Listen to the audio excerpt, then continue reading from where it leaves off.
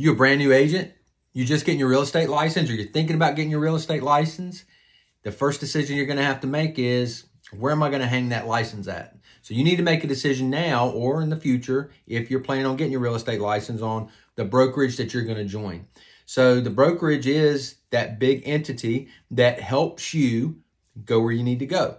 So we're going to talk about the different things today of what you need to consider when you are joining a brokerage. Now, my name is Jack Coleman. I'm an owner, coach, and mentor for eXp Realty. I'm a mentor in the North Carolina, South Carolina market.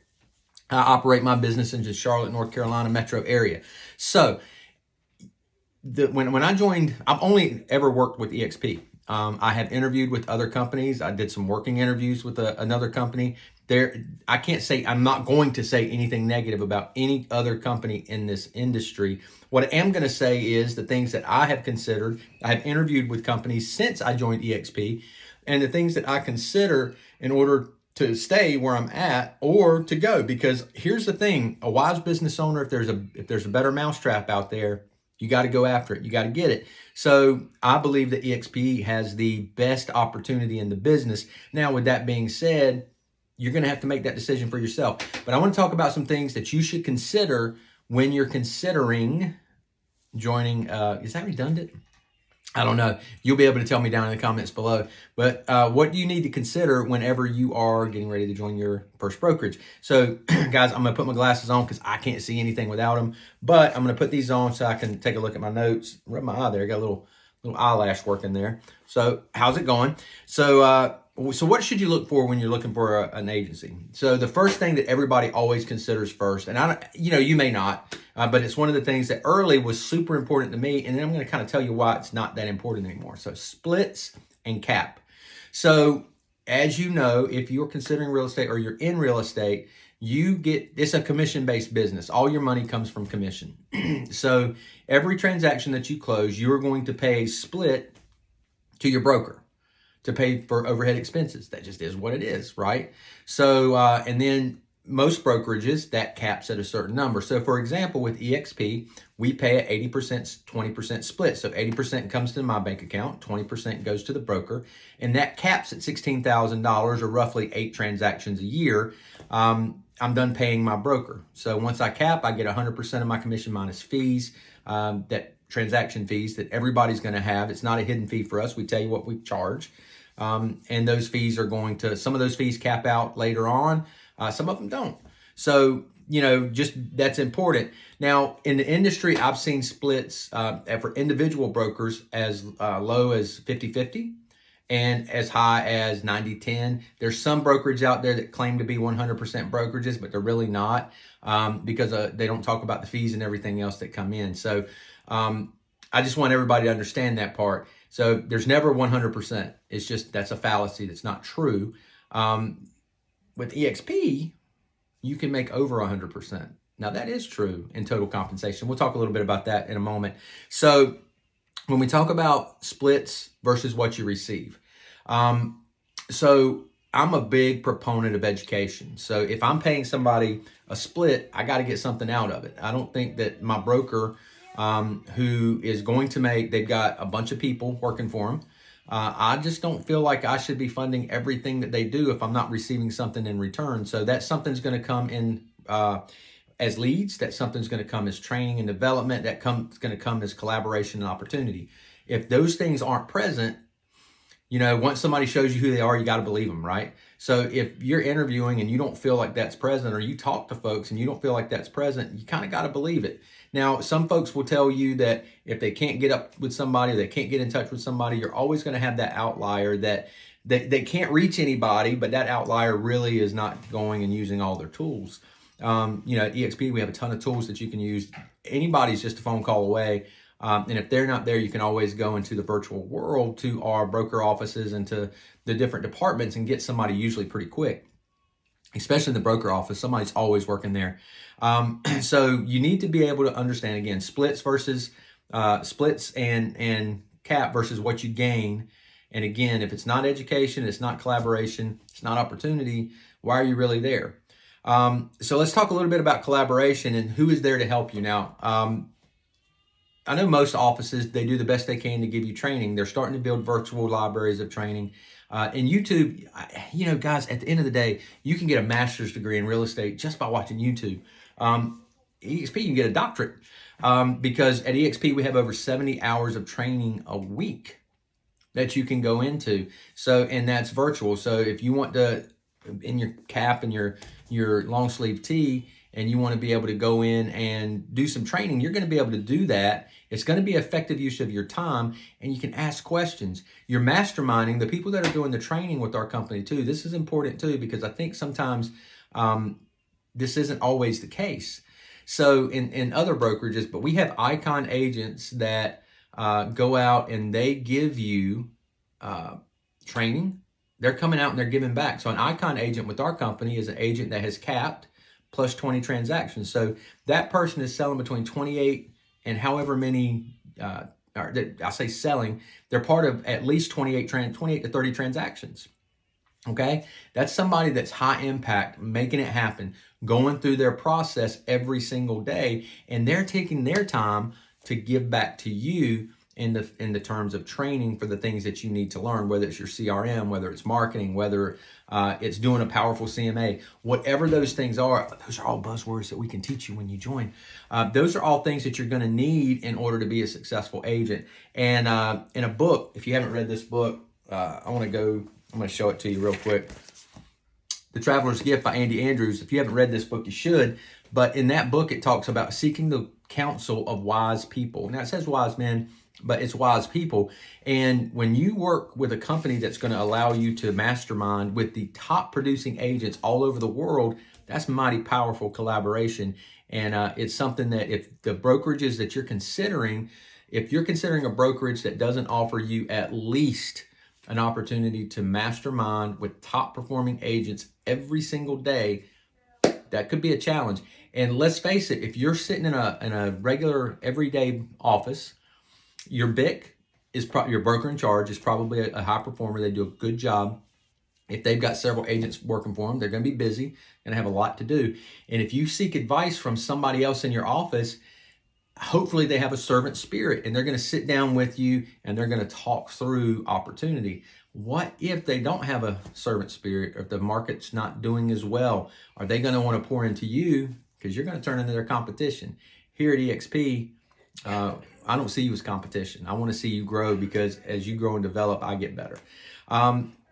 We talked about compensation a little bit at the top with splits, but I also want to talk about other forms of compensation, because compensation is not just in the form of splits. So in the beginning of the video, I mentioned that I'm an owner in this company. Now, the reason that is because I purchase and I get awarded company stock every time I close a transaction. Okay, so every time I close a transaction, I buy our company stock. I take 5% of my commission and I buy our company stock at a 10% discount.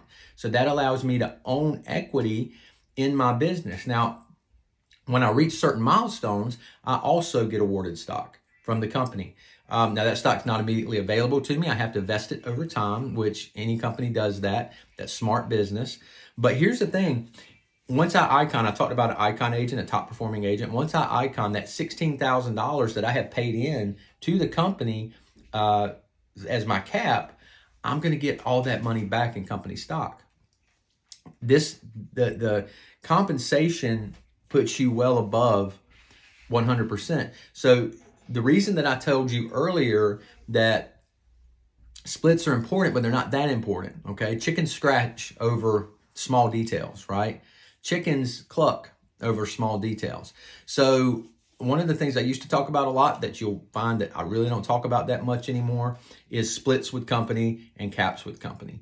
Because if a cap is different by a couple $1,000, or it's a little bit of a different split, if you're on a 70-30 versus an 80-20 split, I mean, it's significant money, but it should not drive your decision making.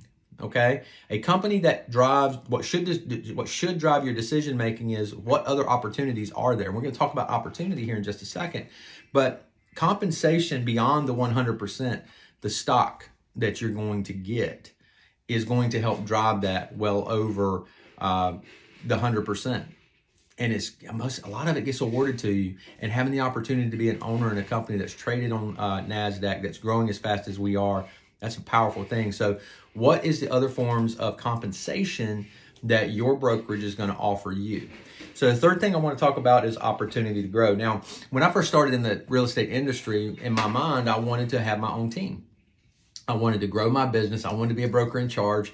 I wanted to grow my business well beyond that of a everyday real estate agent, because I really believe, because I've been in business my whole career, I believe in the power of leverage.